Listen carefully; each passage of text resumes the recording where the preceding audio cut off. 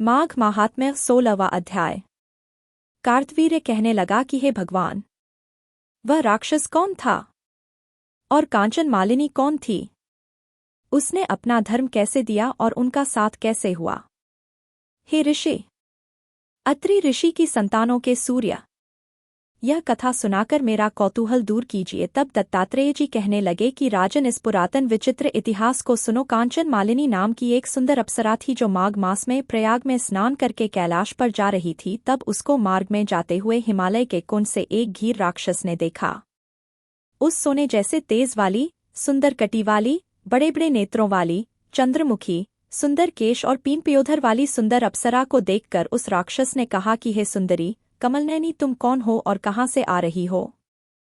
तुम्हारे वस्त्र और वेणी भीगी हुई क्यों है? तुम आकाश मार्ग से कहाँ जाती हो और किस पुण्य के प्रताप से तुम्हारा शरीर सा तेजस्वी और रूप सा मनोहर है? तुम्हारे गीले वस्त्र से मेरे मस्तक पर गिरे हुए एक बूंद जल से मेरे क्रूर मन को एकदम शांति प्राप्त हो गई। इसका क्या कारण है? तुम बड़ी शीलवती प्रतीत होती हो, इसका कारण मुझसे कहिए। अप्सरा ने कहा कि हे राक्षस, सुनो, मैं कामरूपिणी अप्सरा हूँ। मैं प्रयाग में संगम में स्नान करके आ रही हूँ, इसी से मेरे वस्त्र भीगे हैं। अब कैलाश पर जा रही हूँ जहाँ पर श्री शिव निवास करते हैं। त्रिवेणी के जल से मेरी सब क्रूरता दूर हो गई, जिसके पुण्य के प्रभाव से मैं इतनी सुंदर और पार्वती जी की प्रिय सखी हुई। जो आश्चर्य देने वाला उदाहरण मुझसे ब्रह्माजी ने कहा था सो सुनो।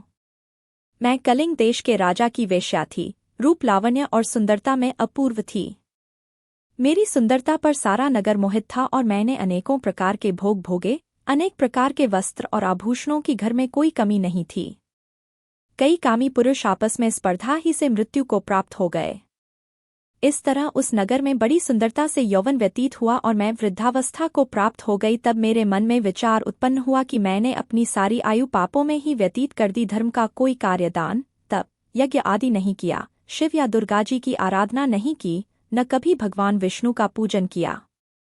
इस प्रकार अशांत चित्त से मैंने एक ब्राह्मण की शरण ली जो वेदों का ज्ञाता और ब्रह्मनिष्ठ था। मैंने उनसे पूछा कि मेरा निस्तार किस प्रकार हो सकता है। महाराज, साधु सज्जन अच्छे और बुरे सभी पर दया करते हैं, इसलिए मुझ दीन पर भी कृपा करके मुझ कीचड़ में डूबी हुई को पकड़कर उबारिए। क्षीर सागर क्या हंस को ही दूध देता है, बत्तख को नहीं देता? तब वह ब्राह्मण राजा का पुरोहित इन सब बातों को सुनकर मुझ पर दया करके कहने लगा कि तू ब्रह्मा के क्षेत्र प्रयाग में जाकर माघ मास में त्रिवेणी संगम में स्नान कर, परंतु मन में अशुभ क्रिया का विचार नहीं करना।